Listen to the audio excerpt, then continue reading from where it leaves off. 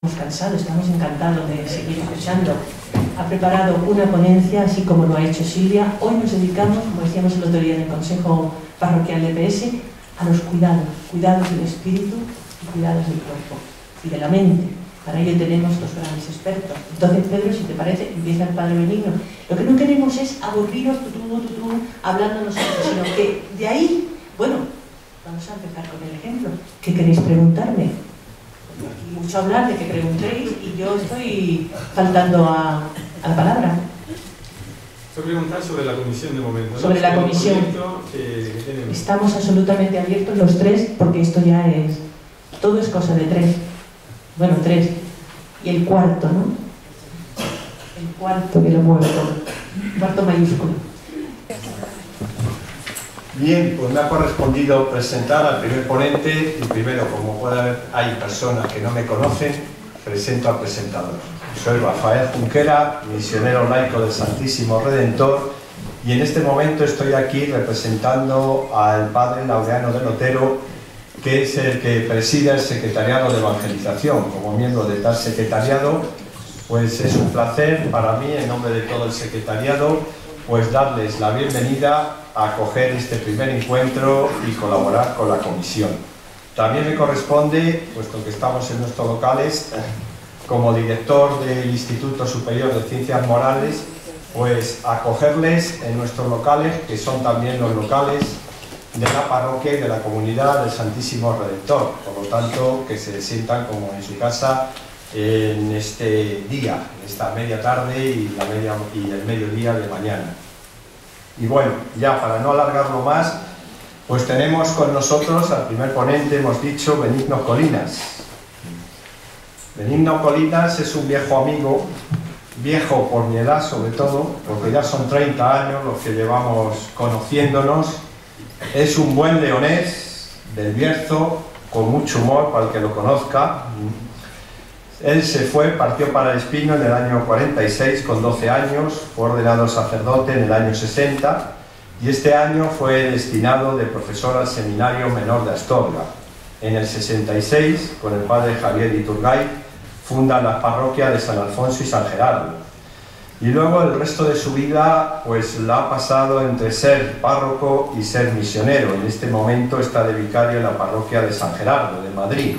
Pero yo puedo decir de él que es un compañero misionero, porque él, dirigiendo el CESFAN, empezó a contar con laicos y con jóvenes, y allí cuando uno era joven, pues recorrimos con él nombres de la provincia nuestra, de Madrid, de los redentoristas, de nuestro país, de España, donde quiero traer aquí ahora los nombres de Uclés, Villalpando, Barbastro, Teruel, Valencia, donde estuvimos acompañando a grupos de jóvenes junto con el Padre Benigno y también a grupos de matrimonio. Bueno, pues por esas andanzas, por las tierras de Dios y de nuestra España, así hemos compartido el Padre Benigno y un servidor, pues la misión redentorista. Bien, pues ahora, después de este rollo que me acabo de lanzar, te dejo la palabra, Benigno, para que nos hables de la espiritualidad de los mayores y muchas gracias por estar entre nosotros.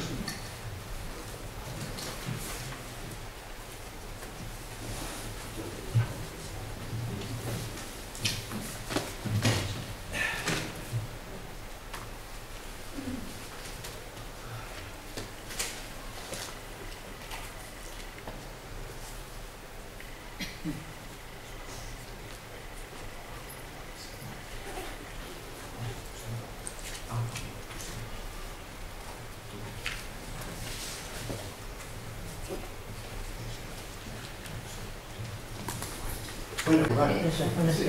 Y después quiero puntualizar una cosa, que yo he dicho todo.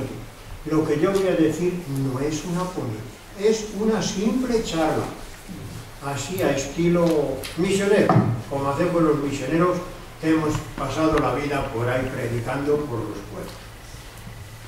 Y entonces yo os iba a decir, bueno, ya me parece que Charo ya dijo bastante sobre lo que quería yo decir en un primer momento. La importancia de la edad mayor. En el Salmo 90, el versículo 10 dice: aunque vivamos 70 años y los más robustos hasta 80, su afán es fatiga inútil, pues pasan a prisa y nosotros volamos. Eso decía el salmista, ya veis, que él se conformaba con los 70 años, ya si llegaba a uno 80, y la semana pasada murió un tío mío de 108 años, hermana de mi padre. Así que ya veis la diferencia que hay de entonces a ahora. Y el tiempo, desde luego, que transcurre aquí el ser humano es limitado.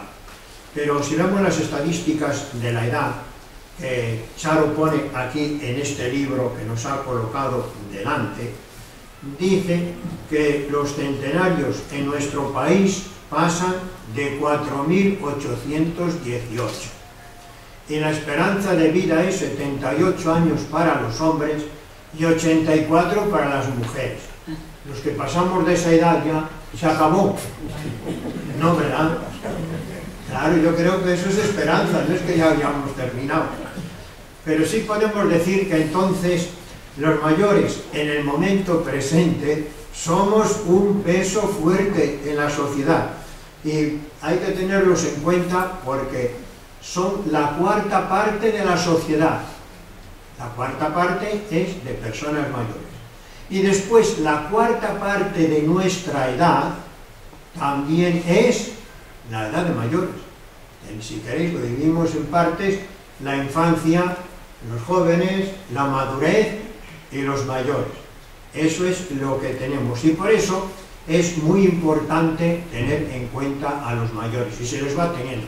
Yo recuerdo que en las misiones populares a las que ha hecho referencia aquí Rafael, pues en un principio no teníamos charlas a los mayores, iban con la gente, pero ahora después, desde hace unos cuantos años, ya se tienen charlas específicas para los mayores y reflexiones para ellos.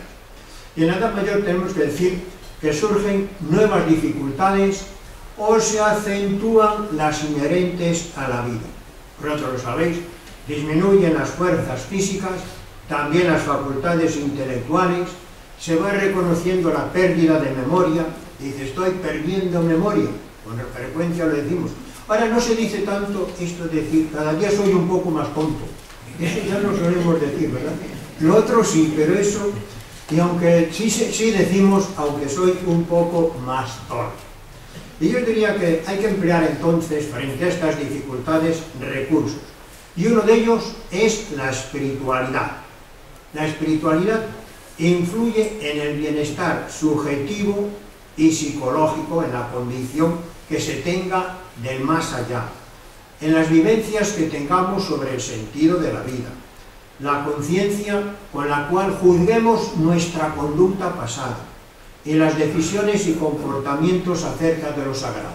Todo eso puede influir y mucho en nuestro bienestar. Son los recursos que podemos emplear. ¿Y ahora qué entendemos por espiritualidad?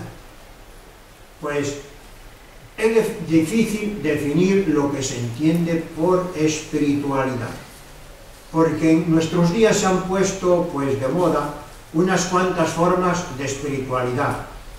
Parten todas ellas de un deseo, una necesidad de felicidad, de realización personal. Y a veces la espiritualidad se concibe como un medio para un fin halagüeño, que no logra realizarse. Y claro, si se concibe como un medio y no se consigue, viene la insatisfacción y sobre todo la dependencia, de lo cual se aprovechan muy bien las sectas para recoger a personas mayores que están en esa situación de estar buscando esa realización. Entonces, la espiritualidad auténtica es un fin, no un medio, y consigue la realización plena, sin necesidad de enajenación ni dependencia. Podemos decir que la espiritualidad es un conjunto de creencias y de prácticas basadas en la convicción de que existe una dimensión trascendente, no física, de la vida. Y es universal. Todas las culturas tienen conceptos, concepciones y representaciones referidas a esa fuerza última, trascendente y sagrada, que pues manifiestan el sentido y el propósito de la vida. No es una religión o una fe la espiritualidad, es más bien una ciencia, una vivencia que busca encontrar las respuestas de quiénes somos, qué somos, para qué estamos aquí, de dónde venimos, a dónde vamos después de morir. Y entonces no se debe confundir la espiritualidad con los ritos y los rituales de la religión. La espiritualidad, para que sea realización plena y total del ser humano, tiene que ser experiencial.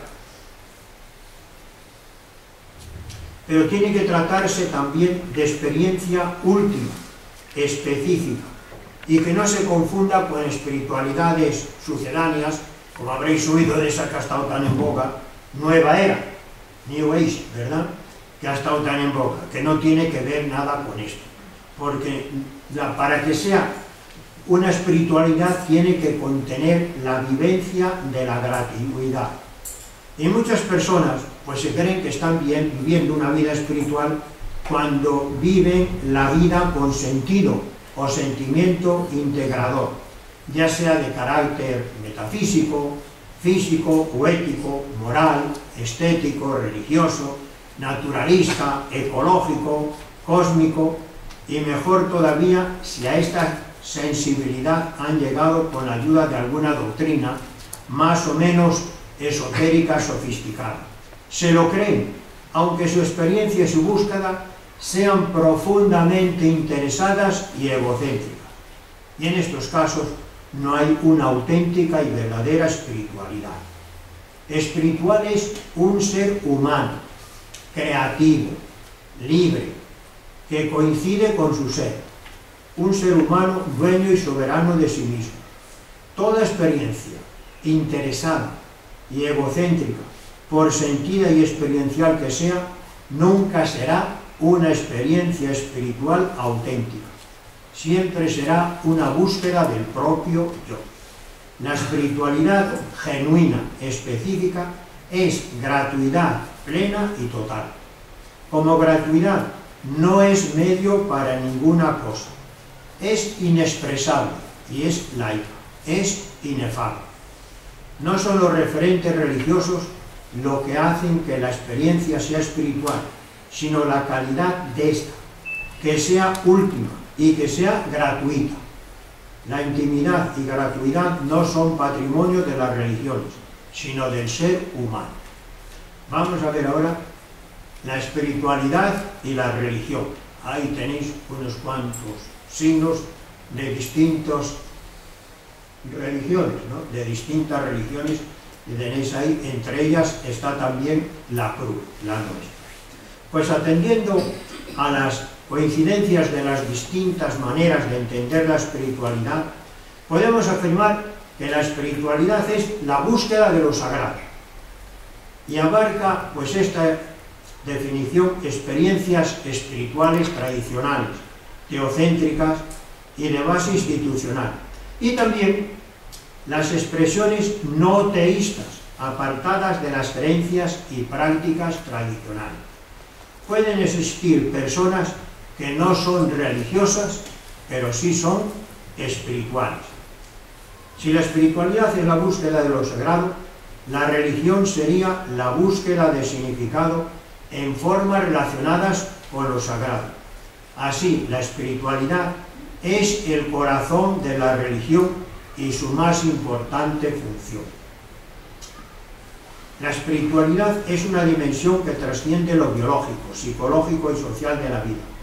Tiene que ver con la vida interior del individuo, con sus ideales, actitudes, pensamientos, sentimientos y oraciones.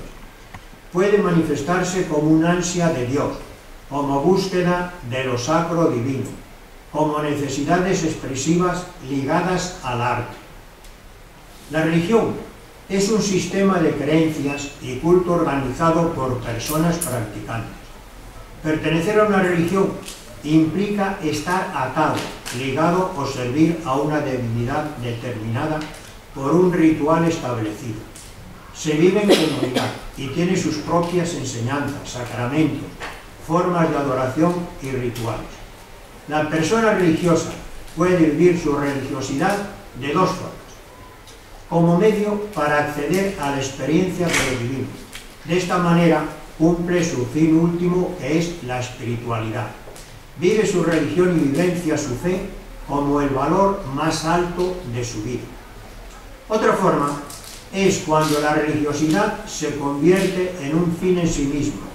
La experiencia de lo divino se desvanece y la religiosidad adquiere un carácter instrumental y supersticioso que aleja al sujeto de lo espiritual. El religioso usa la religión en un sentido utilitario para ganar seguridad, posición social u otras metas no religiosas. Sin espiritualidad, la vida religiosa es solo apariencia, máscara, vacío de lo divino. Y vamos a ver ahora la espiritualidad, la religión y el cristianismo. Entendida la espiritualidad como búsqueda de lo sagrado, un proceso, unos esfuerzos por descubrirlo y conservarlo una vez encontrado.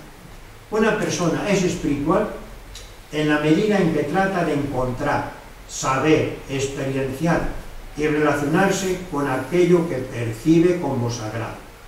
¿Qué entendemos por sagrado? Todo lo que relaciona la divinidad con lo humano, todo lo que relaciona a Dios con el ser humano. Lo profano sería aquello que no incorpora ninguna relación con la divinidad. Para Bruno Samarco, lo sagrado es el respeto a la vida, amar la vida, amar todas las vidas.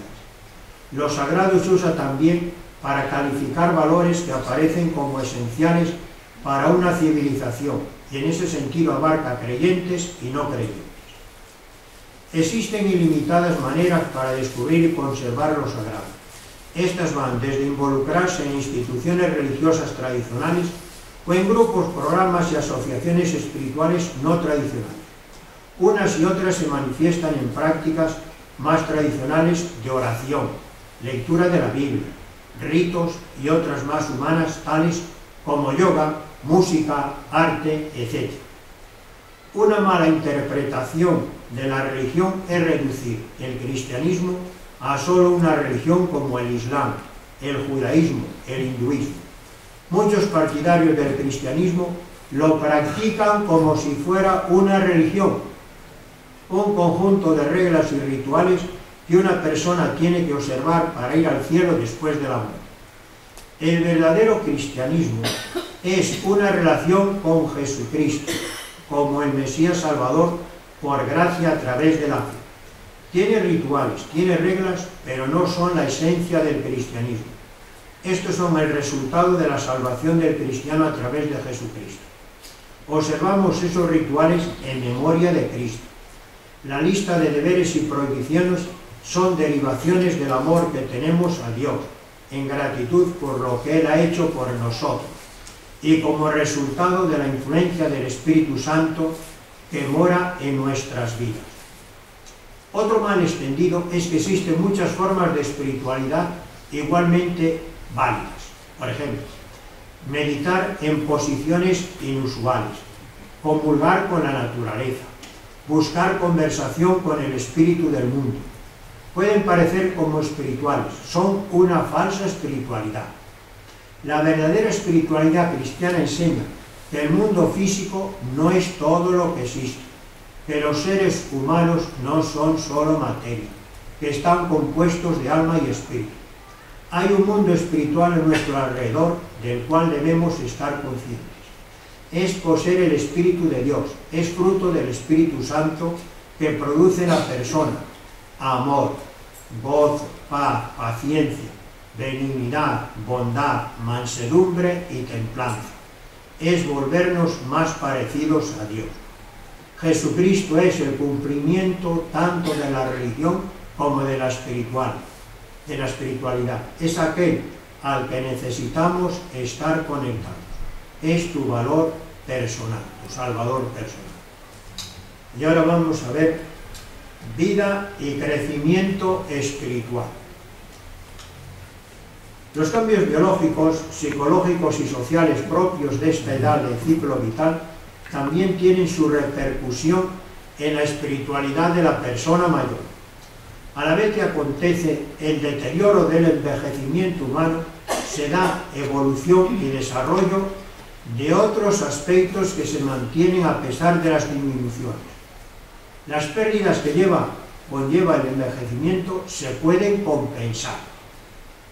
Las personas no suelen usar todo su potencial, durante la vida no lo emplean, y en la vejez es cuestión de funcionar hasta los límites y maximizar las cualidades de apoyo del entorno.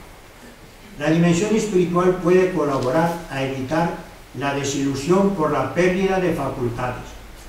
Le ayuda a vivir los triunfos que implica el haber dado vida a otros seres humanos, haber producido cosas enteras. Le produce un sentimiento de seguridad y satisfacción acumulada de haber alcanzado un orden en el mundo y un sentido espiritual, que es la aceptación del propio ciclo de vida como algo que debía ser de esta manera. Los logros de esta última etapa serían la esperanza y la fe. En la vejez se tiende a mantener las creencias y hábitos de toda la vida. Aunque el envejecer no conduce inevitablemente al desarrollo espiritual, sí altera las condiciones de vida en formas que conducen a la espiritualidad. Por ejemplo, deja tiempo y espacio para disfrutar de las cosas simples, simplifica la rutina diaria, facilita la aceptación de las cosas que no se pueden cambiar, disminuye las pasiones y aumenta la capacidad de estar colmado interiormente, lleva a contemplar la muerte y familiarizarse con el dejar de ser. Para Bellán, estudioso de la ancianidad, un envejecimiento positivo tiene que ver con la gratuidad, el perdón y la alegría. Un envejecer que se denomina con gracia abarcaría 6 grandes tareas o quehaceres. Cuidar a otros, estar abierto a nuevas ideas y mantenerse útil socialmente. Mantener la integridad, aceptar el pasado y pasar momentos en él para nutrirse de los logros pasados, junto con seguir dispuesto a aprender de la siguiente generación. Mantener las fortalezas, esperanza en la vida, esforzarse por ser todo lo autónomo posible y valorar toda iniciativa. Disfrutar de la vida, mantener el sentido del humor y la capacidad para jugar. Ser tolerante con los aspectos desagradables de la vejez, cuidarse, aceptar las necesidades de dependencia y agradecer el apoyo recibido. Tratar de mantener contacto e intimidad con viejos amigos y lograr hacer nuevas amistades. Necesidad espiritual. No está claro qué entendemos por necesidad espiritual. Necesidad es la carencia de las cosas que son precisas para llenar un vacío. Las necesidades son muy variadas, de tipo fisiológico, de seguridad, de amor, de estima, de autorrealización. Las necesidades físicas se cubren con objetos. En cambio, las necesidades psicológicas hacen referencia a relaciones interpersonales y la satisfacción se consigue por la vida de relación. Las necesidades espirituales concernientes a los valores morales que en personas mayores acumulan recuerdos de desengaños, culpas, egoísmos, sentimientos de vacío, rencor por las injusticias, luchas por alcanzar lo verdadero y valioso, hay que resolverlas por medio de la cercanía y el amor. Hay muchas personas excluidas que tienen herida y debilitada su dimensión espiritual. Espiritualidad del creyente. El seguimiento de Jesús nos invita a escrutar los signos de los tiempos, captando las necesidades de las personas, conciliando la contemplación y la acción liberadora, la vida y la celebración, la gratuidad y la eficacia. Algunas implicaciones prácticas serían: revestirse de los mismos sentimientos de Cristo que se conmueve ante el dolor y el sufrimiento. Reproducir los gestos de la parábola del buen samaritano. Fomentar y cultivar el encuentro personal con Cristo por medio de la oración y la contemplación. Experimentar en el corazón la ternura y misericordia de Dios. La espiritualidad de un creyente ha de girar en torno a Dios. A Dios hay que experimentarlo, más que con la cabeza, con el corazón. Muchas imágenes que tenemos de Dios las hemos elaborado nosotros mismos, con aportes y enseñanzas catequésicas. Las manifestaciones religiosas, los ritos litúrgicos, las predicaciones y las propias insatisfacciones y anhelos. Caminos de acceso a la espiritualidad. Digo, 4 son los lugares desde los que podemos abrir a la espiritualidad, a la trascendencia. Desde la naturaleza, desde el arte, desde el encuentro y desde la religión. La contemplación de la naturaleza, con su variedad de vida vegetal y animal, de colores, de formas, de geografía, incluso de catástrofes, nos elevan por encima de lo material y nos acercan al Creador.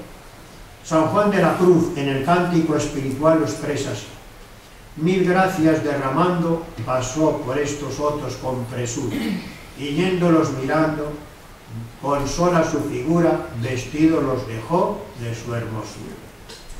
El arte es la aportación más exquisita del espíritu humano, ya que sirve para elevar, agradar, transmitir paz y educar los sentimientos más nobles del hombre. La arquitectura, la escultura, la poesía, la pintura, la música, la danza, se unen para perfeccionar la mente y el corazón, promoviendo los valores culturales, estéticos, religiosos y comunitarios. El encuentro es una vía de acceso a la experiencia espiritual. El diálogo, la comunicación, una persona pueden ser instrumento del Espíritu Santo. González Faust dice: el diálogo es el camino más directo para facilitar la liberación y el crecimiento personal y espiritual, tal vez porque constituye un reflejo del ser de Dios. Dios es un diálogo eterno de amor, y al dialogar a imagen y semejanza de Dios, se produce en los interlocutores un movimiento centrífugo de la libertad para amar. Y en el diálogo de amor, los hombres se realizan como imágenes e hijos de Dios. También el culto nos da acceso a la trascendencia y a la experiencia espiritual. Los ritos sagrados nos remiten con símbolos a algunas realidades que nos trascienden, particularmente momentos importantes y cruciales de la vida, al inicio de la vida, en la transición, al final, vínculos especiales. En él expresamos nuestra relación con el ser trascendente en que los creyentes fundamentamos la fuente de nuestra vida espiritual. Aquí, así como profundizando o explicitando un poco todo esto que os vengo diciendo, quería recordaros una parábola que seguramente conocéis, porque es una parábola muy antigua. Bueno, como somos ya mayores, pues la podemos recordar, ¿ves? La parábola de el país de los pozos. ¿La recordáis? Muchos sí. Otros, como nos falla la memoria, pues os la voy a recordar porque me gusta, es muy simpática. ¿Sí? Dice: érase una vez una ciudad que no estaba habitada por personas. Esta ciudad estaba habitada por pozos, pozos vivientes, pero pozos al fin y al cabo. Los pozos se diferenciaban entre sí, no solo por el lugar en que estaban excavados, sino por el brocal. Había pozos pudientes y ostentosos, con brocales de mármol y de todo tipo, hasta los más pobres y humildes, que eran agujeros pelados que se abrían en la tierra. La comunicación entre ellos era de brocal a brocal, y las noticias cundían rápidamente de punta a punta del poblado. Un día llegó al poblado una moda que seguramente había nacido en algún poblado humano. La nueva idea señalaba que todo ser viviente que se preciara debía cuidar mucho más el interior que el exterior. Lo importante no era lo superficial, sino el contenido. Así fue como los pozos se empezaron a llenar de cosas. Algunos se llenaban de joyas, monedas de oro y piedras preciosas. Otros más prácticos se llenaron de electrodomésticos y aparatos mecánicos. Algunos optaron por el arte y fueron llenándose de pinturas, pianos de cola y sofisticadas esculturas por modelos. Finalmente, los intelectuales se llenaron de libros, de manifiestos ideológicos y de revistas especializadas. Pasó el tiempo y la mayoría de los pozos se llenaron del todo. Los pozos no eran todos iguales, así que, si bien algunos se conformaron, hubo otros que pensaron que debían hacer algo para seguir metiendo cosas en su interior. A uno de ellos, en lugar de apretar el contenido, se le ocurrió aumentar su capacidad ensanchándose. No pasó mucho tiempo antes de que la idea fuese imitada. Todos los pozos gastaban gran parte de sus energías ensanchándose para poder hacer más espacio en su interior. Un pozo pequeño y alejado del centro de la ciudad empezó a ver a sus camaradas ensanchándose desmedidamente. Él pensó que si seguían hinchándose de tal manera, pronto se confundirían los bordes y cada uno perdería su identidad. Quizás a partir de esta idea se le ocurrió otra manera de aumentar su capacidad. Era crecer no a lo ancho, sino hacia lo profundo, hacerse más hondo en lugar de más ancho. Pronto se dio cuenta de que todo lo que tenía dentro le imposibilitaba la tarea de profundizar. Si quería ser más profundo, debería vaciarse de todo contenido. Al principio tuvo miedo al vacío, pero luego, cuando vio que no había otra posibilidad, lo hizo. Vacío de posesiones, el pozo que crecía hacia adentro tuvo una sorpresa. Muy en el fondo encontró agua. Nunca más otro pozo había encontrado agua. El pozo superó la sorpresa y empezó a jugar con el agua del fondo, humedeciendo las paredes, salpicando los bordes y, por último, salpicando el agua hacia afuera. La ciudad nunca había sido regada más que por la lluvia, que de hecho era bastante escasa. Así que la tierra de alrededor del pozo, revitalizada por el agua, comenzó a despertar. Las semillas de sus entrañas brotaron en pasto, en tréboles, en flores y en árboles. La vida explotó en colores alrededor del alejado pozo al que llamaron el vergel. Todos se preguntaban cómo había conseguido el milagro. Ningún milagro, contestaba él. Hay que buscar en el interior, hacia lo profundo. Muchos quisieron seguir el ejemplo del vergel, pero rechazaron la idea cuando se dieron cuenta de que para ir más profundo debían vaciarse. Siguieron ensanchándose cada vez más para llenarse de más y más cosas. En otra parte de la ciudad, otro pozo decidió correr el mismo riesgo del vacío y también empezó a profundizar y se llenó de agua y salpicó hacia afuera, creando un segundo oasis verde en el pueblo. ¿Qué harás cuando se termine el agua?, le preguntaba. No sé lo que pasará, pero por ahora, cuanto más saco, más agua hay. Pasaron unos cuantos meses antes del gran descubrimiento. Un día, por casualidad, los dos pozos se dieron cuenta de que el agua que habían encontrado en el fondo de ellos era la misma, que el mismo río subterráneo que pasaba por uno, pasaba también por el otro. Se dieron cuenta de que se abría para ellos una nueva vida.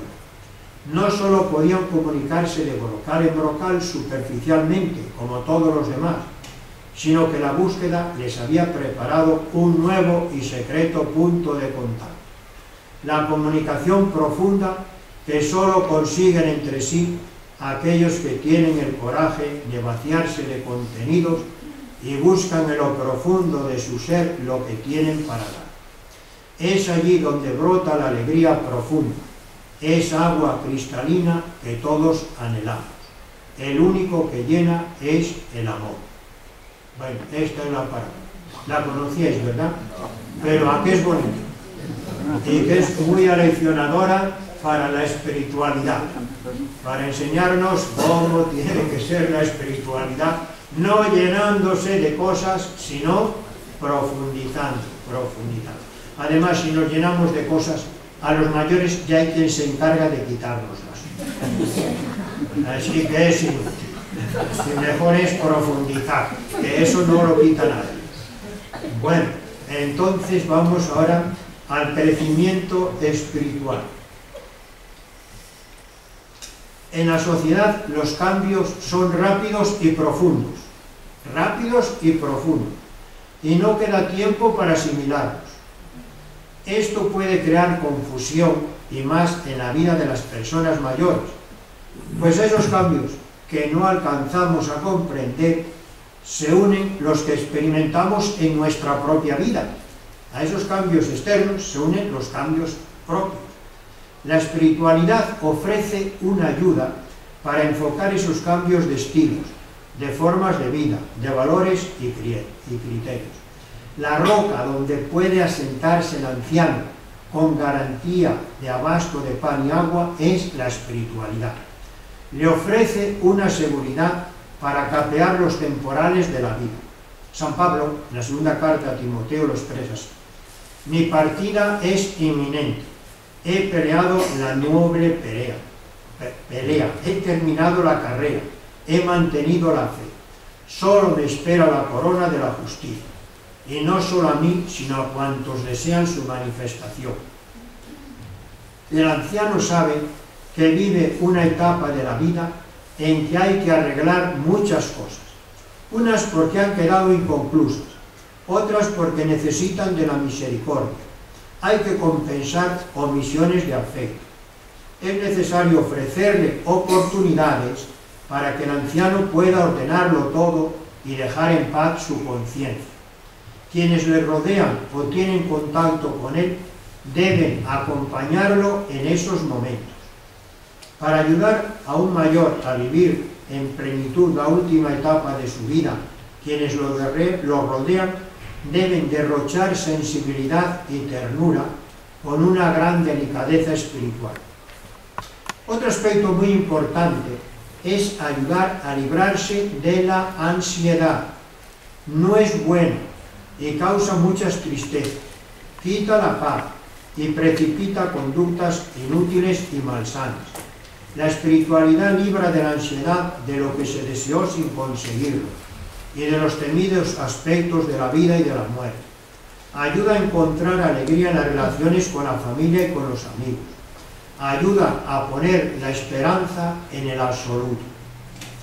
El anciano vive con frecuencia una vida de baja calidad, no solo a causa de su penuria económica, sino sobre todo por la falta de afecto. El yo interior e íntimo se alimenta de la comunicación, del amor. Es el soplo que da vida, que anima, que mueve y conmueve las vidas. Nuestro espíritu crece gracias a la comunicación. Las personas cuya vida se encuentra llena de sentido son las que más sentido hallan a la muerte y son capaces de afrontarla con la mayor calma, con serenidad, con mayor paz interior y más alejados están de la depresión. La misma muerte ofrece importantes oportunidades para el crecimiento personal y relacional, intimidad, reconciliación y perdón. Verdad esencial. La verdad, empezando por la verdad de uno mismo, es esencial para la sana espiritualidad. No se puede construir nada sobre la mentira. Es la arena que arrastra la lluvia y el viento. Jung habla de la necesidad de la caída de las máscaras. Nos invaden los estereotipos, los convencionalismos sociales y el cumplimiento de ciertos dones roles que nos impiden ser nosotros mismos. Los roles vienen impuestos muchas veces por las tareas que se deben realizar y también por las expectativas de los demás.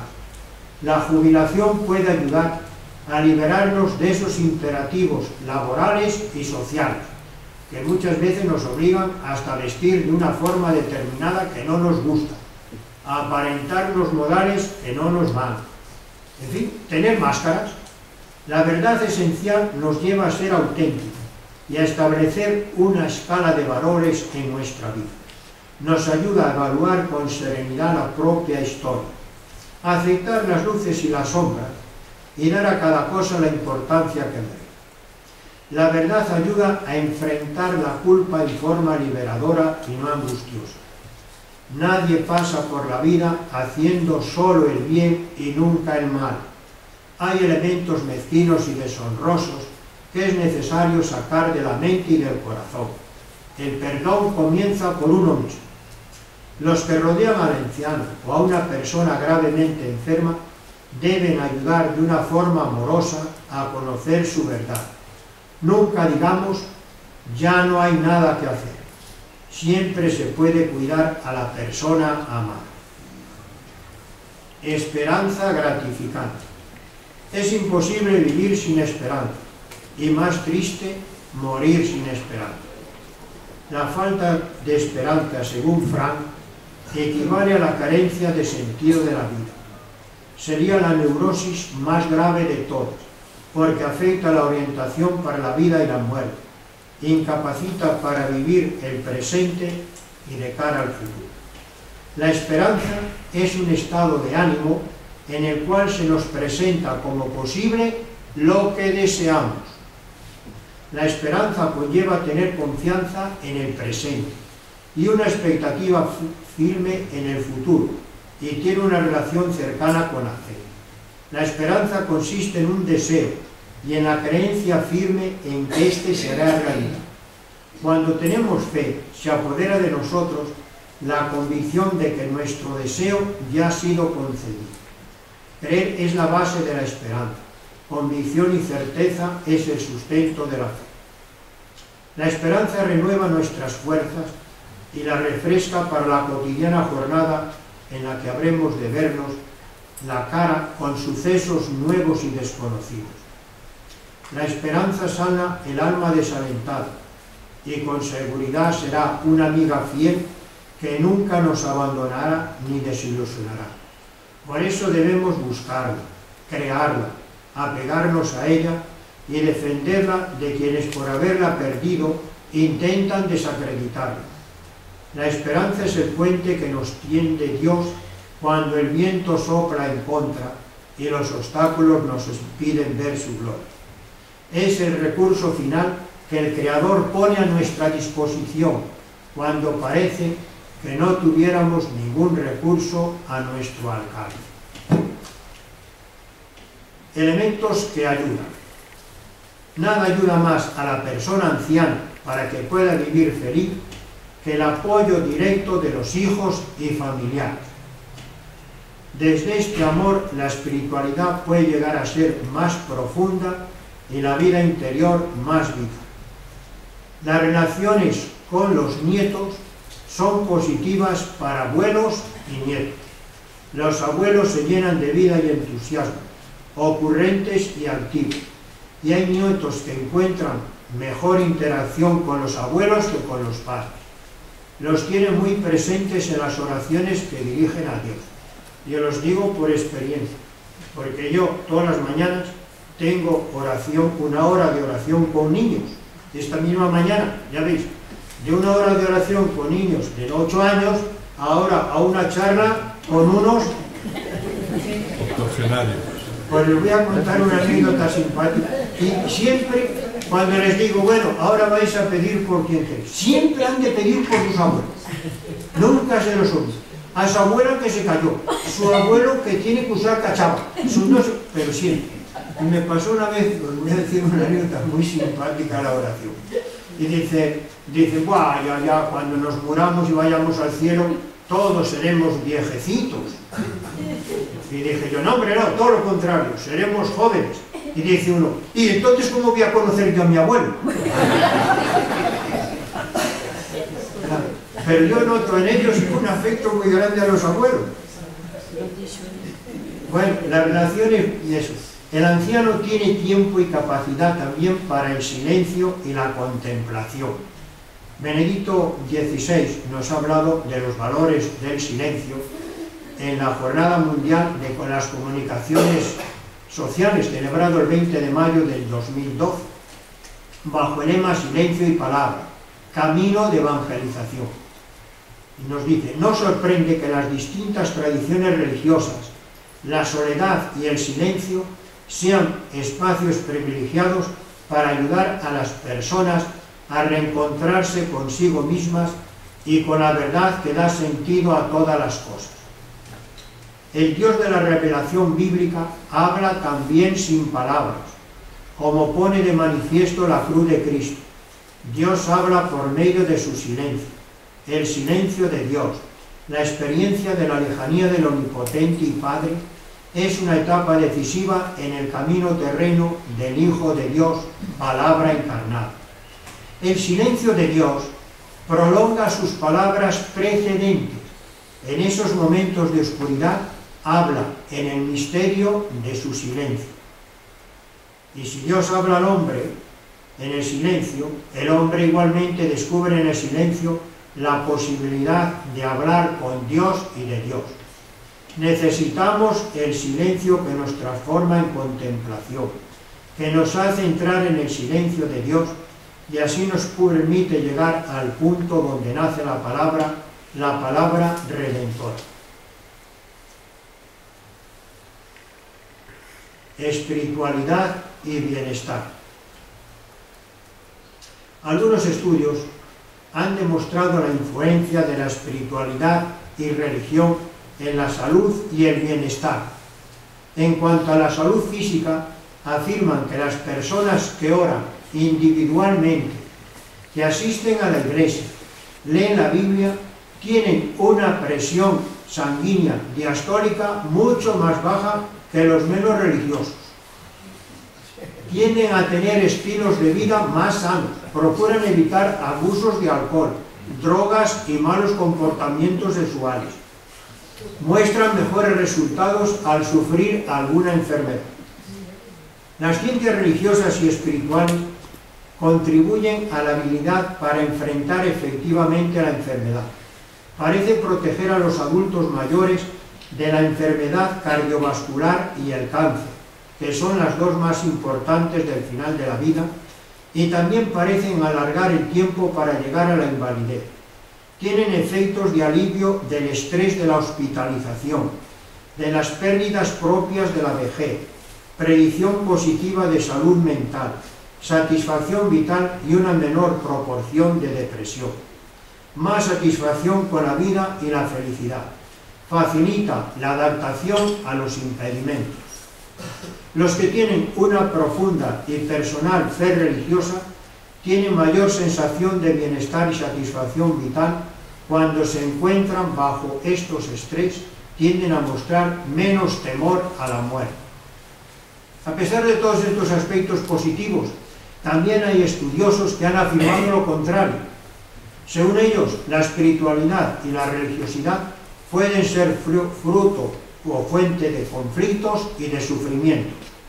La vida espiritual puede dejar de ser saludable y en personas profundamente religiosas causar fuertes sentimientos de culpa, desesperanza, ira y falta de sentido.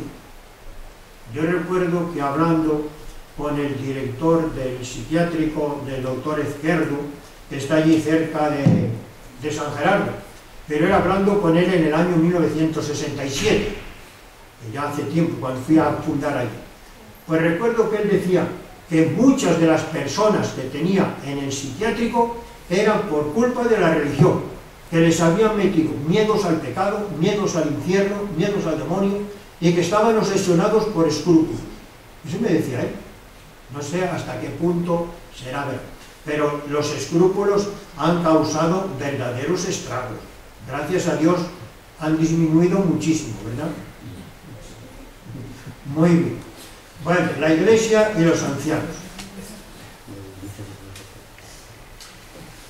La vida de los ancianos es como el libro donde podemos aprender la escala de los valores humanos, la continuidad de las generaciones y la interdependencia del pueblo de Dios. En la Iglesia se encuentran distintas generaciones.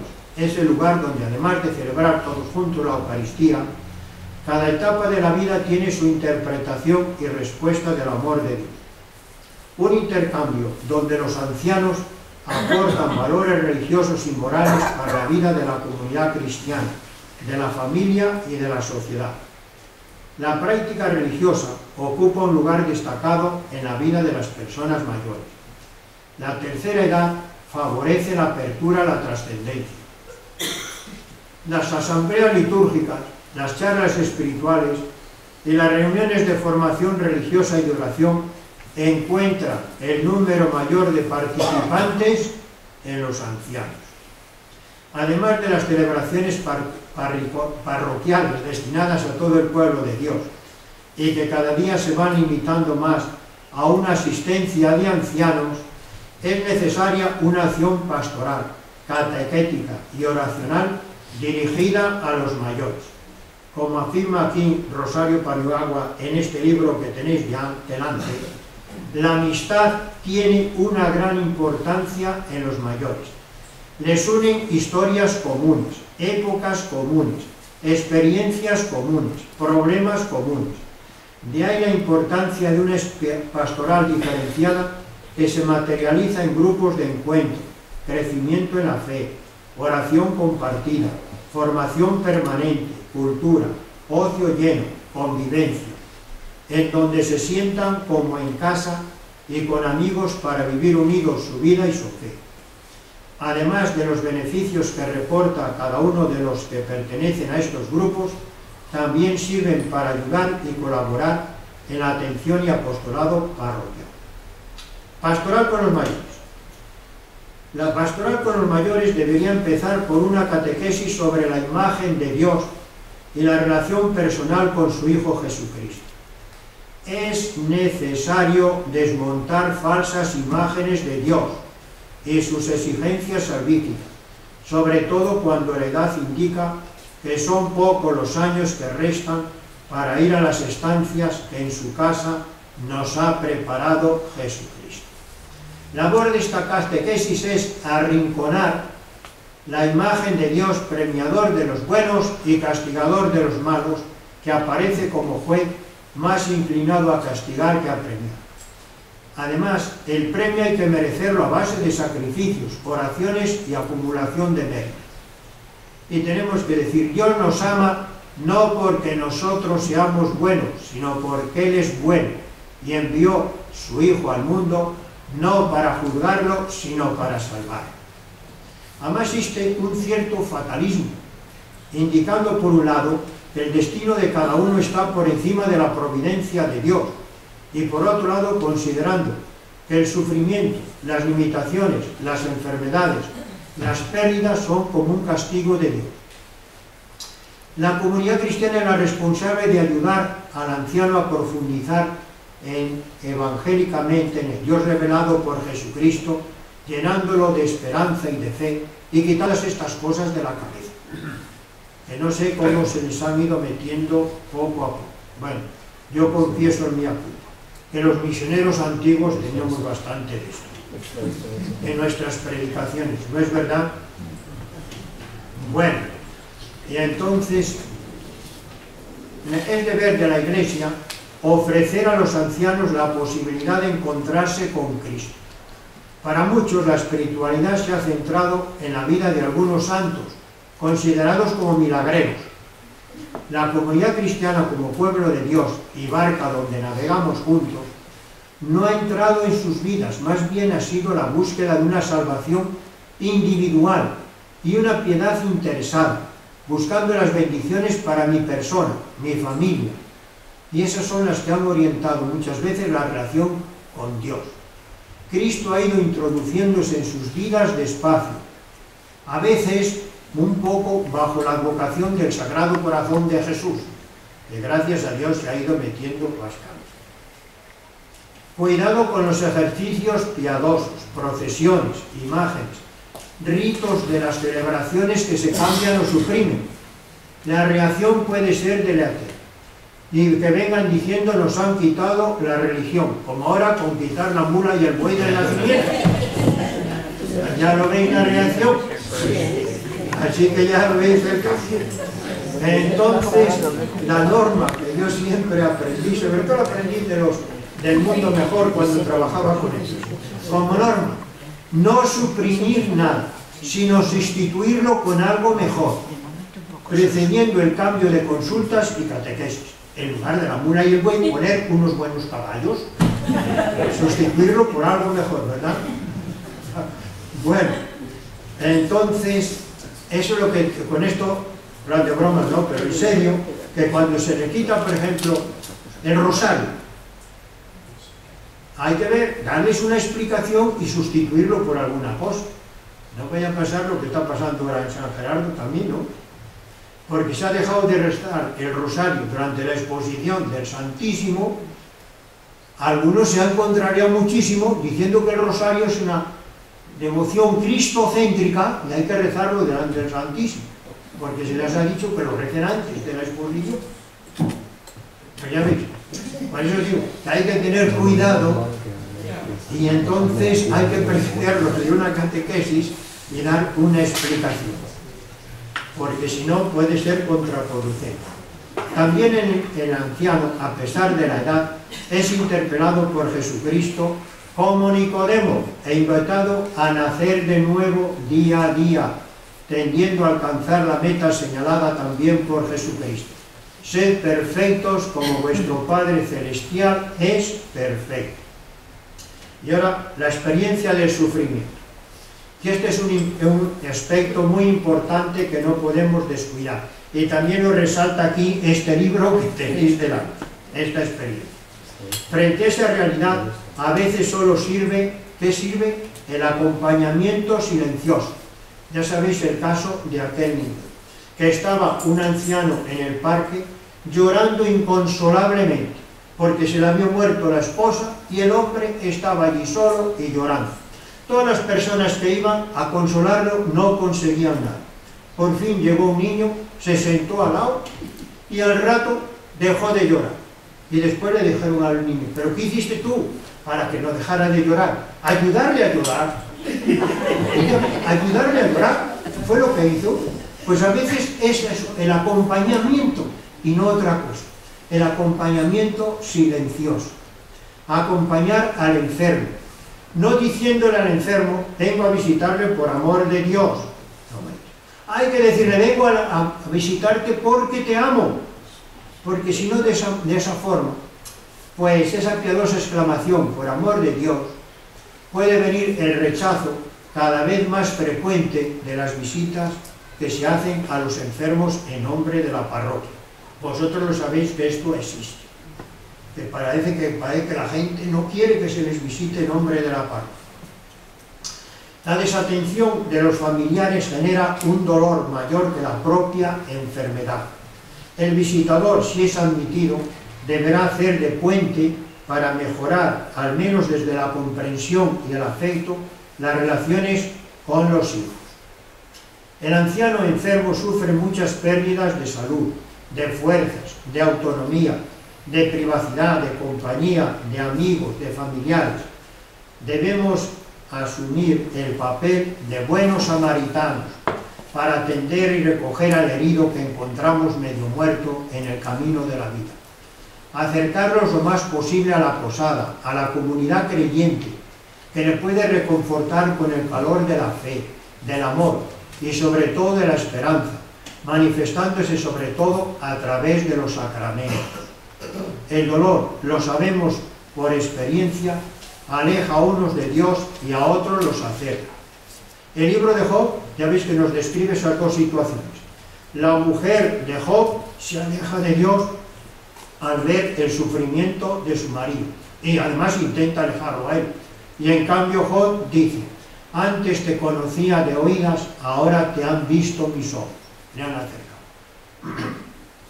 El dolor llevado con paciencia, serenidad y confianza en el Señor es un milagro más evangélico que la curación física de una persona. Es mayor milagro que curarle a uno milagrosamente, como decimos. Hay que tener en cuenta también mucho a los que cuidan a los enfermos. Que los que cuidan a los enfermos se sacrifican por ellos y están gastando la propia vida para darles vida. Y ellos también necesitan acompañamiento y ayuda. Pero en fin, de ese punto no lo voy a tratar ahora aquí, pero sería muy interesante eso de los que cuidan a los enfermos, tratar ese tema. Una tarea para los ancianos, que los ancianos se pueden cuidar, cruzar de brazos, ¿verdad? Así que vamos a decir algo. Deber de la Iglesia es comunicar a los ancianos la tarea que tienen ellos también de transmitir al mundo el Evangelio de Cristo y la responsabilidad de ser testigos de la fidelidad de Dios que mantiene siempre su promesa. En la pastoral es indispensable la aportación de los mismos ancianos, que desde sus vivencias pueden aportar cosas nuevas y cosas antiguas. Son apóstoles insustituibles, sobre todo entre sus coetáneos, pues nadie conoce mejor con ellos los problemas y la sensibilidad de esa fase de la vida humana. Son testigos elocuentes y comunicadores de fe en las comunidades y en las familias, mediante la oración, la palabra, las renuncias y los sufrimientos. Lo más válido es el testimonio silencioso, ya que los consejos resbalan. No os fijéis en los consejos que no os van a hacer caso. Y a veces resultan contraproducentes. Ahora hay que reconocer, han sido las abuelas quienes en los regímenes totalitarios de la persecución de la religión han mantenido viva la fe cristiana y la han transmitido a las generaciones de sus nietos. Y ahora cuando vienen muchos matrimonios a pedir el bautismo para sus hijos, hay que estarlos bautizando en la fe de la abuela. Porque no sé si esos padres traen fe. La abuela que les ha presionado para que los traigan, esa sí tenía fe, y el abuelo. Pero los padres no los.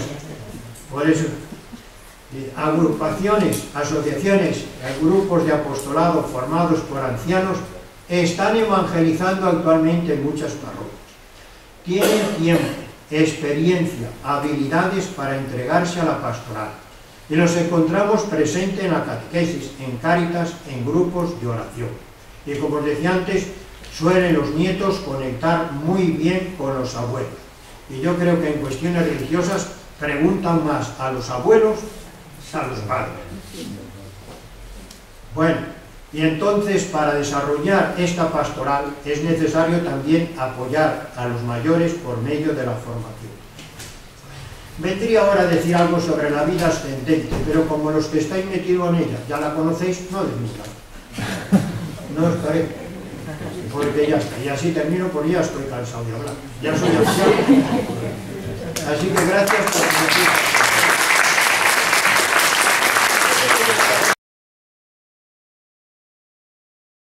¿Cómo manejar la situación? Que creo que algo ha comentado.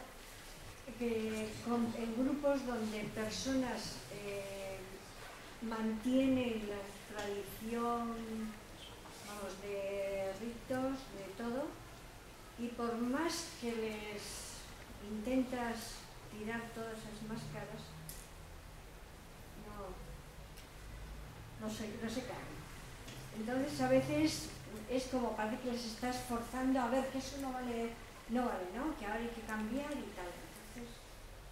Claro, siempre que les ofrezca algo mejor, entonces es la única forma de que lo acepten. Si no les ofrece algo mejor, mira, yo le pongo un ejemplo, con respecto a la imagen que muchas personas tienen de Dios, de un juez castigador.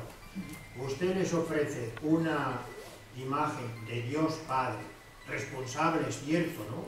Que exige responsabilidad, y me da a mí la impresión que lo acepta la gente bien. Que sí lo acepta y que después lo agradece. Y después, en otras cosas, claro, habrá que ver, emplear mucho la prudencia, pero siempre ofreciendo algo en sustitución. No, porque no vaya a decir, estos curas nos están quitando la religión, porque le han quitado, qué sé yo, unos cuadros o alguna cosa, algo así, sino sustituirlo por algo que merezca la pena.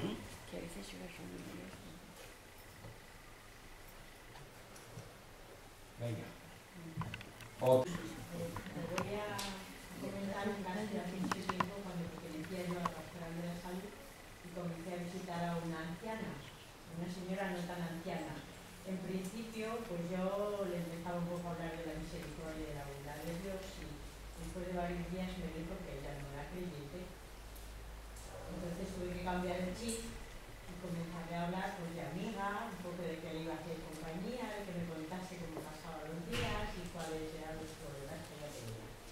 Y le tengo que decir que a partir de entonces me surgió muchísimo más respeto y me esperaba una vez a la semana para que comentara con ella pues, mis vivencias y las suyas.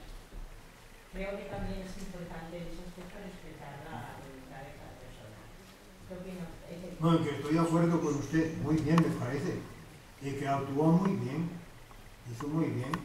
Lo primero, presentarse como buenos samaritanos, porque el samaritano cuando recogió al herido, no sé si se daba cuenta, pero empezó a echarle un sermón. Y hablarle de, no, sino que lo hizo curarle de lo que necesitaba en aquel momento. Y esa persona que estaba sola, si no era creyente, pues lo que necesitaba era una compañía, una amistad.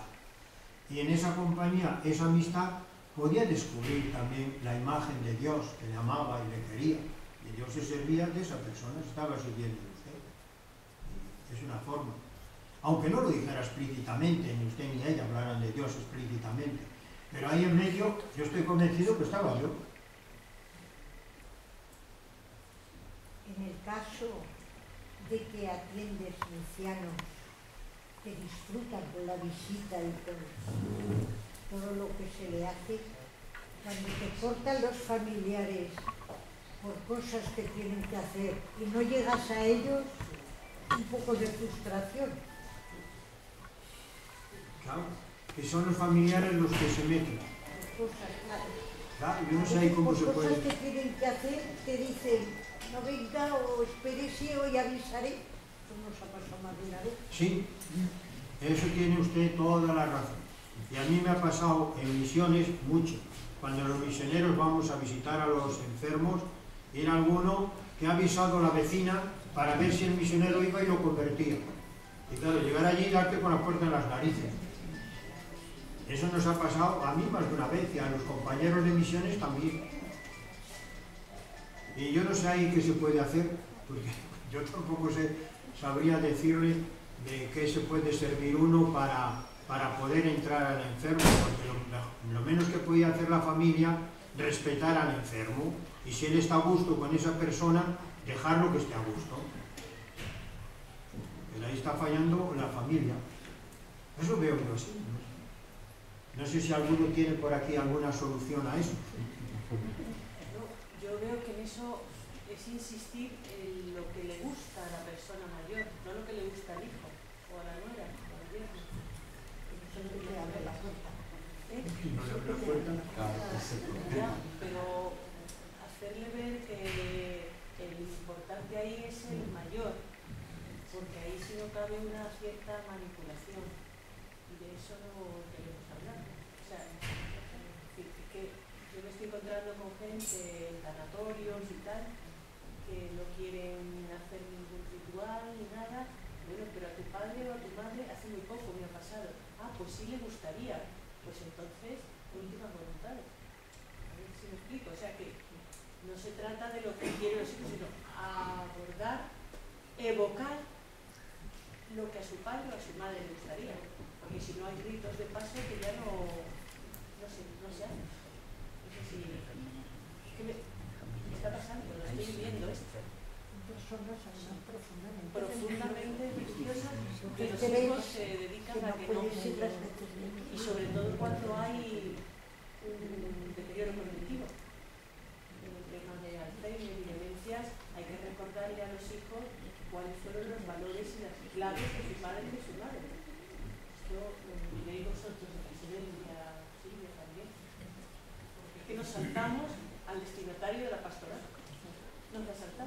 cosa que en otras edades no sucede, que aquí estoy yo.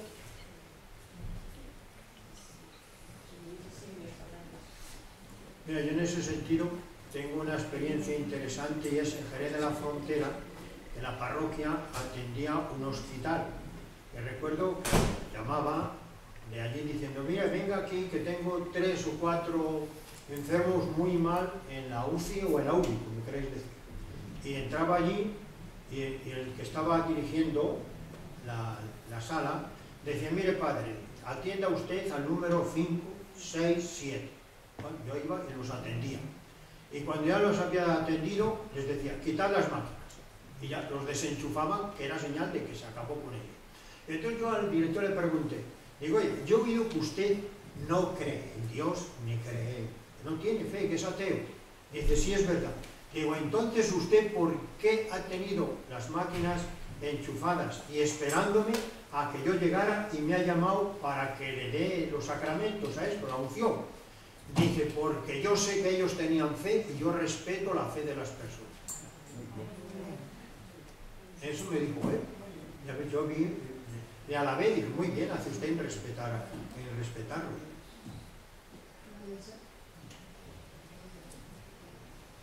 A mí me ha agradado mucho este cuento del País de los Pozos. Yo no lo había oído nunca. Y es verdad que muchas veces nos llenamos de tantas cosas que nos impide ver lo más claro, ¿no? Lo más profundo. Y me ha hecho gracia que cuando se relacionaron los dos pozos íntimos de un agua, que entonces era cuando la relación era más profunda, ¿no? Entonces creo que es algo que nos pasa a los humanos. Tenemos que desechar las cosas para poder ver a Dios, quitarnos caretas y poder encontrarlo.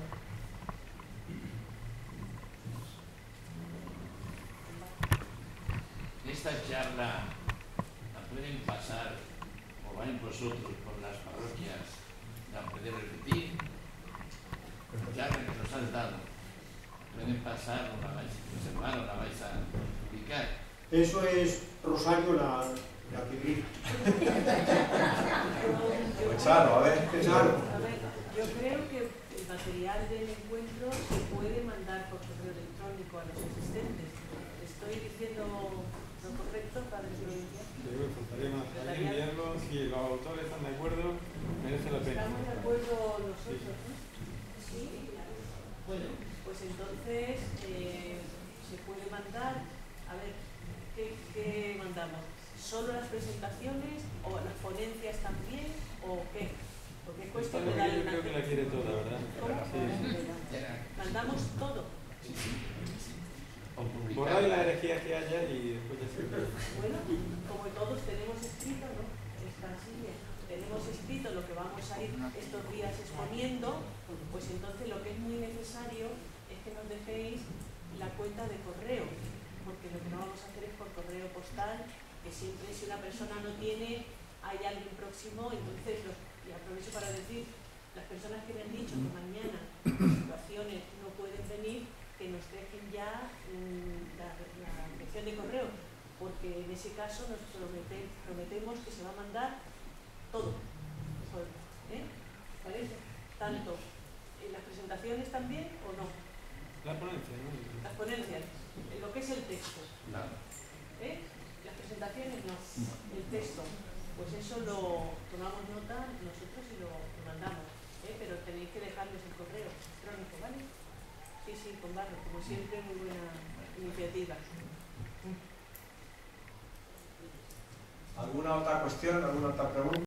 La esperanza que cuando ya vamos llegando mayores se va presentando cuando está. Cuando eres joven, pues eso lo ves un poquito lejano. Yo en un ejercicio espiritual de San Ignacio, en Salamanca, le oí decir a un padre jesuita que la esperanza era el carro que tiraba de la fe y de la realidad. Yo no sé si usted opina lo mismo. Es que van mutuamente implicadas, ¿verdad? Porque para tener esperanza, yo creo que hay que tener fe. ¿No cree usted eso también? No, sí, o sea, que van implicadas las tres. Ahora, que es cierto la frase que le dijo, sí, yo también la he oído muchas veces.